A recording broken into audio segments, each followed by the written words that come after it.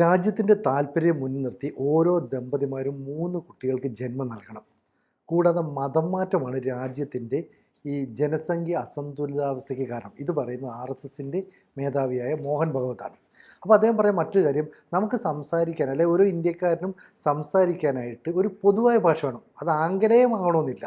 മാത്രമല്ല ഓരോ ഇന്ത്യക്കാരും ഒരു 3 ഭാഷയെങ്കിലും പഠിച്ചിരിക്കണം. ഒക്കെ വളരെ പ്രായോഗികമായ നിർദ്ദേശമാണ് മുന്നോട്ട് വച്ചിരിക്കുന്നത്. ഇത്തരത്തിലുള്ള ഈ നിർദ്ദേശങ്ങളൊക്കെ നടപ്പാവുമോ നമ്മുടെ രാജ്യത്ത്? നടപ്പാകുമോ ഇല്ലയോ എന്നത് മോഹൻ ഭഗവത്ജി മാത്രം തീരുമാനിക്കേണ്ട കാര്യമല്ല. നമ്മുടെ ഇന്ത്യയുടെ ഒരു മൊത്തം മനസാക്ഷി, സമൂഹ മനസാക്ഷി, നമ്മുടെ ഇൻ്റലിജൻഷ്യ, നമ്മുടെ ബുദ്ധിജീവി വർഗം, നമ്മുടെ രാഷ്ട്രീയ നേതൃത്വം, നമ്മുടെ സാംസ്കാരിക മണ്ഡലം, നമ്മുടെ ഈ ചിന്താമണ്ഡലം ഒക്കെ ആലോചിക്കേണ്ടതാണ്. പക്ഷേ മോഹൻ ഭഗവത് എന്ന RSSൻ്റെ സർസംഘചാലക് ഒരു പുതിയ മാതൃക സൃഷ്ടിച്ചിട്ടുണ്ട്. അതിൽ അഭിനന്ദിക്കാതിരിക്കാൻ വയ്യ. കാരണം RSSന് 100 വർഷം പൂർത്തിയാകുമ്പോൾ RSS ചെയ്ത ഏറ്റവും പ്രധാനപ്പെട്ട ഒരു കാര്യമാണ് ഈ ഡൽഹിയിലെ പ്രഭാഷണ പരമ്പര. അത് ഇന്നലെയാണ് സമാപിച്ചത്. ആ പ്രഭാഷണം വേണമെങ്കിൽ RSSന് ഇന്ത്യയിലെയും ലോകത്തിലെയും ഏത് മഹാജീനിയസിനെയും കൊണ്ടുവന്ന് പ്രഭാഷണം നടത്തിക്കാം. അതല്ല അവർ ചെയ്തത്. RSSന് പറയാനുള്ളത് അതിൻ്റെ തലപ്പത്തുള്ള ആചാര്യനെ കൊണ്ട് തന്നെ പറയിപ്പിച്ചു, അല്ലെങ്കിൽ അതിൻ്റെ നേതാവിനെ കൊണ്ട് തന്നെ പറയിപ്പിക്കുന്നു. ഇനി പറയുന്നത് ആരോടാണ്? അതൊരു പ്രധാനപ്പെട്ട കാര്യമാണ്. ഇന്ത്യയിലെ ഏതെങ്കിലും ഒരു സംഘടന ഇതുവരെ അതിൻ്റെ വാർഷികത്തിന്, അതിൻ്റെ സെഞ്ചുറിക്ക് ലോകത്തോട് ഇങ്ങനെ സംസാരിച്ചിട്ടില്ല. ലോകത്തിലെ ഡിപ്ലോമാറ്റുകൾ ഉൾപ്പെടെയുള്ള വലിയൊരു സഭയോടാണ് അദ്ദേഹം സംസാരിക്കുന്നത്.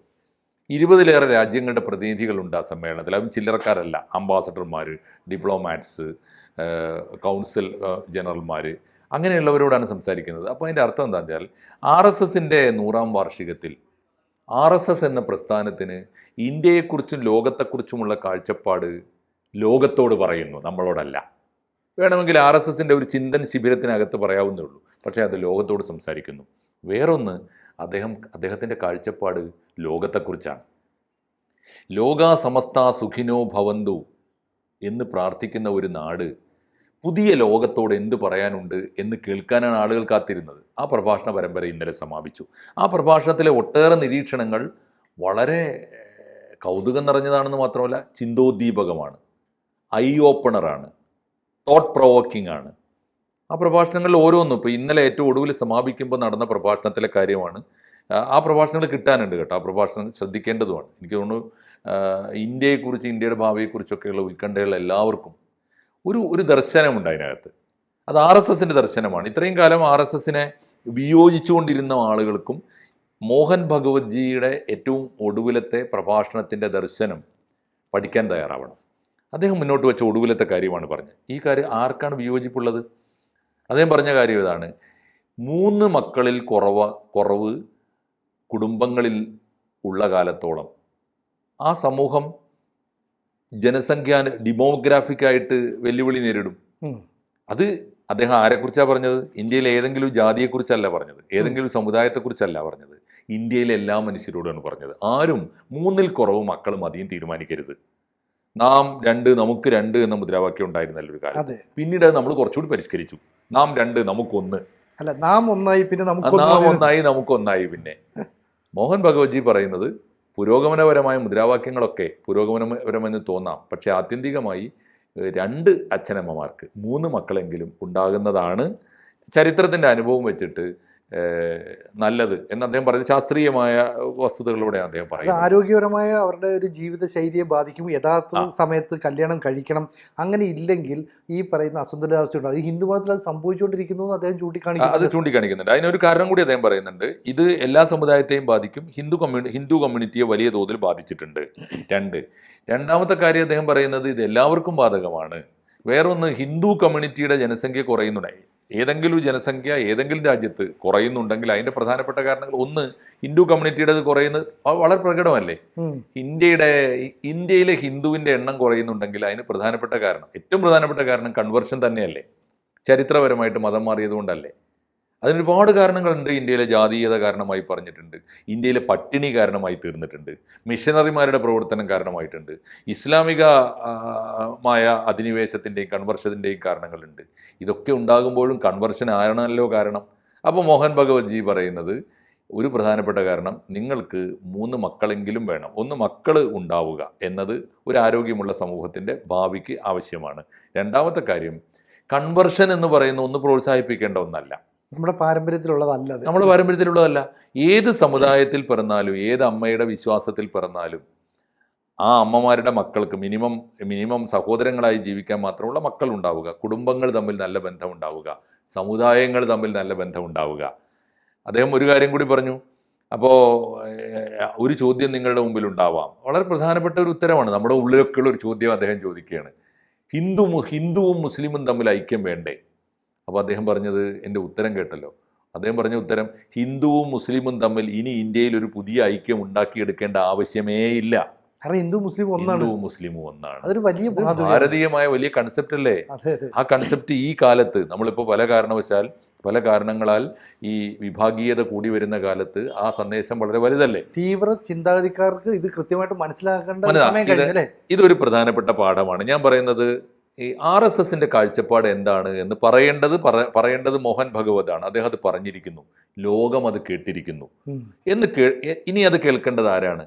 അദ്ദേഹം അത് പറയുമ്പോൾ പലപ്പോഴും അദ്ദേഹത്തിൻ്റെ പ്രസ്താവനയുടെ ആഴവും പരപ്പും അതിൻ്റെ വിശാലതയും അതിൻ്റെ ദർശനവും തിരിച്ചറിയാതെ പോകുന്നത് പലപ്പോഴും സ്വന്തം അനുയായികൾ കൂടിയാവും. എല്ലാ പ്രവാചകന്മാരെയും പരാജയപ്പെടുത്തിയത് ആര് എന്ന ചോദ്യത്തിന് ലോകത്തിന് ഒറ്റ ഉത്തരമേ ഉള്ളൂ. എല്ലാ പ്രവാചകന്മാരെയും തോൽപ്പിച്ചതും പരാജയപ്പെടുത്തിയതും സ്വന്തം അനുയായികളാണ്, എതിരാളികളല്ല. അതുകൊണ്ട് RSS അറിഞ്ഞോ അറിയാതെയോ ഇതിൻ്റെ ദർശനം പലപ്പോഴും കൊച്ചു അതിൻ്റെ ആകാശം ചുരുങ്ങി വരിക, ഹൃദയ ചുരുക്കം ബാധിക്കുക, എന്നിട്ട് അവരുടെ അജണ്ട ചെറുതായി വരിക. അപ്പോൾ കൊച്ചു കാര്യങ്ങൾക്ക് തർക്കം ഉണ്ടാകും. അനാവശ്യ കാര്യങ്ങൾക്കാണ് പലപ്പോഴും വഴക്കുണ്ടാകുന്നത്. മതപരിവർത്തനം ആവശ്യമില്ല എന്ന് പറയുമ്പോൾ തന്നെ ഇന്ത്യയിൽ പിറന്നു വീണ ഈ അമ്മയുടെ എല്ലാ മക്കളും ഒരുപോലെ ജീവിക്കുക, എല്ലാവർക്കും ബാധകമായ സിദ്ധാന്തങ്ങൾ പറയുക, എല്ലാവരും 3 കുട്ടികളെ പാടുള്ളൂ എന്ന് പറഞ്ഞാൽ അത് ഒരു കാര്യം ഓർക്കേണ്ടതുണ്ട്. അദ്ദേഹത്തിൻ്റെ സമുദായം മാത്രമല്ല, എല്ലാവരും അതിനെതിരായിരുന്നു ഒരു കാലത്ത്. കുടുംബാസൂത്രണം വന്ന കാലത്ത് അതിനെ വളരെ സ്വകാര്യമായിട്ടെങ്കിലും എതിർത്തവരാണ് കേരളത്തിലെ, ഇന്ത്യയിലൊക്കെയുള്ള ക്രിസ്ത്യൻ കമ്മ്യൂണിറ്റിയും മുസ്ലിം കമ്മ്യൂണിറ്റിയും ഒക്കെ. കുടുംബാസൂത്രണം പടച്ചോൻ തന്നതല്ലേ, പടച്ചോൻ തന്നത് നമ്മൾ നിഷേധിക്കാൻ പാടുണ്ടോ? പടച്ചോൻ ഒന്നാലോചിച്ച് നോക്കൂ. അങ്ങനെ പറഞ്ഞാൽ നമ്മുടെ കുടുംബത്തിൻ്റെ ഭദ്രതയും കുടുംബത്തിൻ്റെ ഭാവി ആരാ തീരുമാനിക്കുക? നമ്മുടെ കുടുംബത്തിൻ്റെ ഭാവി നിർണ്ണയിക്കുന്നതിൽ നമ്മുടെ കർമ്മവും നമ്മുടെ വിചാരവും വലിയ പങ്ക് വഹിക്കുന്നില്ലേ? അതുകൊണ്ട് അദ്ദേഹം പറഞ്ഞൊരു കാര്യം, പ്രധാനപ്പെട്ട കാര്യം അതാണ്. ഒറ്റ കാര്യം കൂടി, ഇന്നലത്തെ പ്രഭാഷണത്തിന് മുമ്പ് തൊട്ട് തലേന്ന് മിനിഞ്ഞാന്നത്തെ പ്രഭാഷണത്തിൽ അദ്ദേഹം പറഞ്ഞ് ഞെട്ടിക്കുന്നൊരു കാര്യമുണ്ട്. ഒരു ഗ്രേറ്റർ ഇന്ത്യയെക്കുറിച്ചുള്ള കൺസെപ്റ്റ് ശ്രദ്ധിച്ചോ? അത് വിശാല ഇന്ത്യ, RSSന്റെ ഒരു പഴയ RSSന്റെ പ്രഖ്യാപിത നയമാണത്. എന്താണ് ഇന്ത്യ? ബ്രിട്ടീഷുകാർ വന്ന് അതിരിട്ട് തന്ന ഇന്ത്യ അല്ല, പറഞ്ഞല്ലോ, പൗരാണിക ഇന്ത്യ എന്ന് പറഞ്ഞാൽ എന്താ? സംസ്കാരത്തിൻ്റെ ഒരു ഒരുമയാണത്. അതിർത്തിക്കപ്പുറത്തും നമ്മുടെ സംസ്കാരമുള്ള, നമ്മുടെ കാലാവസ്ഥയുള്ള, നമ്മുടെ ഭൂപ്രകൃതിയുള്ള, നമ്മുടെ സംഗീതമുള്ള ഒരു ഇന്ത്യ ഉണ്ടല്ലോ. ആ ഇന്ത്യ വിഘടിച്ചു പോകാതിരുന്ന അഖണ്ഡ ഭാരതമുണ്ട്. മാത്രമല്ല, അത് ബ്രിട്ടീഷുകാർ വിഘടിച്ചത് മാത്രമല്ല, അതിന് മുമ്പും പല കാരണങ്ങളാൽ ചെതറിപ്പോയവരുണ്ട്. നേരത്തെ ഇപ്പോഴത്തെ ഗ്രേറ്റർ ഇന്ത്യ എന്ന് പറഞ്ഞാൽ ആരൊക്കെ വരും? നമ്മുടെ തീർച്ചയായിട്ടും 47 വെട്ടിമുറിച്ച കിഴക്കൻ പാകിസ്ഥാനും പടിഞ്ഞാറൻ പാകിസ്ഥാനും എന്ന് പറഞ്ഞാൽ പാകിസ്ഥാനും ബംഗ്ലാദേശും ഉണ്ട്. അതിനിടയിൽ നമ്മൾ വിട്ടുപോയ ബർമ്മയുണ്ട്, മ്യാൻമർ, ആലോചിച്ച്. അതിനിടയിൽ തിബറ്റുണ്ട്, ഇല്ലേ? അപ്പോൾ നേപ്പാളുണ്ട്, ഇപ്പുറത്ത് വരുമ്പോൾ ബർമ്മയുണ്ട്, മ്യാൻമർ ഉണ്ട്, അപ്പുറത്ത് താഴെ ശ്രീലങ്കയുണ്ട്, മാൽദീവ്സ് ഉണ്ട്. ഇതെല്ലാം ഒരു ഇന്ത്യയുടെ ഭാഗമാണ്. അഫ്ഗാനിസ്ഥാൻ്റെ മഹാഭൂരിപക്ഷ പ്രദേശങ്ങൾ നമ്മുടെ കൂടെ ആയിരുന്നു. അപ്പോൾ അങ്ങനെ ഒരു നാടിനെ എങ്ങനെ കീഴടക്കി ഒന്നാക്കുക എന്നല്ല, അധിനിവേശം നടത്തുകയല്ല, മറിച്ച് പറയുന്നത് ആ ജനമനസ്സിനോട് സംവദിക്കണം, അവരെ ഒന്നിപ്പിക്കണം. എനിക്ക് കുറച്ച് വിശ്വാസമുണ്ട്. ഇന്ന് നിങ്ങൾ പാകിസ്ഥാനികളോട് ഈ ക്വസ്റ്റ്യൻ ചോദിച്ചു നോക്കൂ, whether you choose India or Pakistan എന്ന് ചോദിച്ചാൽ നെഞ്ചത്ത് കൈവച്ച എല്ലാ പാകിസ്ഥാനിയും പറയും ഞങ്ങളുടെ ഇന്ത്യ മതിയോ എന്ന് അവർ നിലവിളിക്കും. അത്രയേറെ പാകിസ്ഥാൻ. അതാണ് അദ്ദേഹം പറഞ്ഞത്, അവരുടെ ഭാഷ, അവരുടെ സംസ്കാരം, അവരുടെ താളം, അവരുടെ സംഗീതം ഒക്കെ അവരുടെ കാറ്റ്, അവരുടെ പ്രകൃതി, അവരുടെ എല്ലാം നമ്മുടേതാണ് എന്ന് പറയുന്നുണ്ടല്ലോ.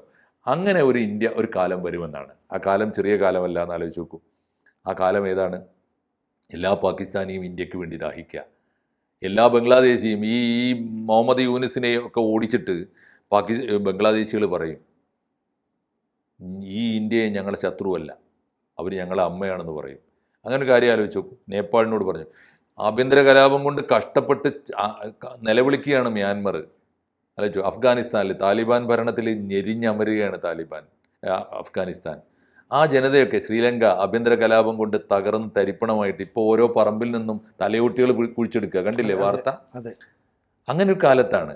അങ്ങനെ ഒരു കാലത്ത് നമ്മൾ കൃത്യമായിട്ടും ഒരു കാലം വരുമെന്ന ഒരു സ്വപ്നമെങ്കിലും നമുക്ക് സമ്മാനിക്കുകയാണ്. ആ ജനത മുഴുവൻ ഇന്ത്യക്ക് വേണ്ടി ദാഹിക്കുക. അങ്ങനെയുള്ളൊരു ജനതയാകുമ്പോൾ വിവിധ സംസ്കാരങ്ങളെ ഉൾക്കൊണ്ടിട്ട് 2 or 3 ഭാഷ പഠിക്കാൻ നമ്മൾ തയ്യാറാകണം. നമുക്ക് പൊതുവായ ഭാഷ വേണം, അല്ലെ?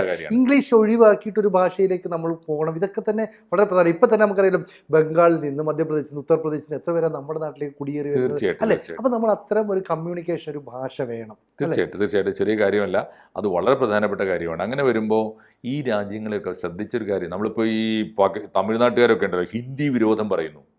ഹിന്ദിയുടെ ഒരു പരിഷ്കൃത രൂപമാണ്, മീൻസ് ലിപി മാത്രം മാറിയ ഒരു രൂപമാണ് ഉറുദു.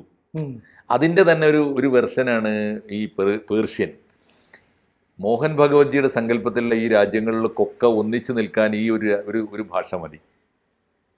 ഗ്രേറ്റർ ഇന്ത്യയുടെ ദേശീയ ഭാഷയായിട്ട് ഹിന്ദിക്ക് നിലകൊള്ളാൻ പറ്റും. അതുകൊണ്ടൊക്കെയാണ് ഞാൻ പറയുന്നത്, ഒരു ദർശനമുണ്ട് ആ പറഞ്ഞതിൽ. ഇനി ആ ദർശനമുണ്ട് എന്ന് ഉൾക്കൊള്ളേണ്ടത് ആരാണ്? അത് ഉൾക്കൊള്ളേണ്ടത് സ്വന്തം അനുയായികളാണെന്ന് മാത്രമല്ല, തീർച്ചയായിട്ടും BJP കൂടിയാണ്. വേറൊരു കാര്യം കൂടി അദ്ദേഹം മുന്നോട്ട് വെച്ചു. 75 വയസ്സിൽ അങ്ങ്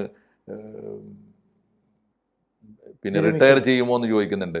അത് നരേന്ദ്രമോദിക്കുള്ള കൊട്ടല്ലേ? ഒന്നുമല്ല അദ്ദേഹം പറയുന്നത്. ഈ ഇന്ത്യക്ക് ഒരു കാര്യം, BJP പ്രസിഡന്റിനെ എന്താണ് ഇപ്പോഴും തീരുമാനിക്കാത്തത് എന്ന് ചോദിക്കുന്നുണ്ട്. അപ്പോൾ അദ്ദേഹം പറയുന്ന ഉത്തരവുണ്ട്, ഇതൊക്കെ RSS ആണ് തീരുമാനിക്കേണ്ടതെങ്കിൽ, ഇപ്പം നിങ്ങൾക്ക് മനസ്സിലായില്ലേ, RSS സമം BJP അല്ല. RSS ആണ് തീരുമാനിക്കേണ്ടതെങ്കിൽ അവർക്ക് മണിക്കൂറുകൾ മതിയല്ലോ തീരുമാനിക്കാൻ. BJP ഒരു ജനകീയ ബഹുജന പ്രസ്ഥാനമാണ്, അതിന് അതിൻ്റെതായ പരിമിതികൾ ഉണ്ടാവും. 75 വയസ്സിൽ തീർച്ചയായിട്ടും എന്നോട് വിരമിക്കാൻ പറഞ്ഞാൽ വിരമിക്കും. അതല്ല 100-ാം വയസ്സിലും എന്നോട് തുടരാൻ പറഞ്ഞാലും ചെയ്യും. അത് പ്രസ്ഥാനത്തിൻ്റെ ജനാധിപത്യപരമായ മര്യാദയാണെന്നൊക്കെ അദ്ദേഹം പറയുന്നുണ്ട്. ഒറ്റ കാര്യം കൂടി ഓർത്താൽ മതി, ഈ സമയത്ത് ഈ ദർശനം മോഹൻ ഭഗവത്ജി മുന്നോട്ട് വെക്കുമ്പോൾ RSS തന്നെ അത് മറന്നുപോയ ഒരു ദർശനമാണോ, അതല്ല അവരുടെ തന്നെ അജണ്ടയിലും പ്രവർത്തനത്തിലും ഇത് കാണിക്കേണ്ടതുണ്ടോ, ഗവൺമെൻറ്റിനെ അത് സ്വാധീനിക്കേണ്ടതുണ്ടോ? അങ്ങനെയാണെങ്കിൽ നമ്മുടെ ശത്രു രാജ്യത്തെ ജനതയോട് സംവദിക്കേണ്ട ഒരു കാലമല്ലേ ഇത്? ശത്രു രാജ്യത്തിൻ്റെ ഭരണകൂടത്തിൻ്റെ ഇന്ത്യാവിരുദ്ധമായ നീക്കങ്ങളെ അപലപിക്കുകയും അതിനെ ചെറുത്ത് തോൽപ്പിക്കുകയും ചെയ്യുമ്പോൾ തന്നെ ആ ജനതയെ ചേർത്ത് പിടിച്ചുകൊണ്ട് അവർ നമ്മുടെ ശത്രുക്കളല്ല, സഹോദരങ്ങളാണ് എന്ന നയത്തിലേക്ക് മാറി വന്നാൽ ഇന്ത്യക്ക് വേണ്ടി ദാഹിക്കുകയും ഇന്ത്യക്ക് വേണ്ടി നിലവിളിക്കുകയും ഇന്ത്യയെ സ്വീകരിക്കാൻ വെമ്പൽ കൊള്ളുകയും ചെയ്യുന്ന ഒരു ഗ്രേറ്റർ ഇന്ത്യ എന്ന സ്വപ്നം, അതിമനോഹരമായൊരു സ്വപ്നമാണ് മോഹൻ ഭഗവതിൻ്റെ ഈ സെഞ്ചുറി പ്രഭാഷണങ്ങൾ ലോകത്തിന് സമ്മാനിച്ചിരിക്കുന്നത്. അത് അതിൻ്റെ ഗൗരവത്തോടെ കാണാൻ ഇന്ത്യക്ക് കഴിയണം, ലോകത്തിന് കഴിയണം, RSSന് അതിലേറെ കഴിയണം.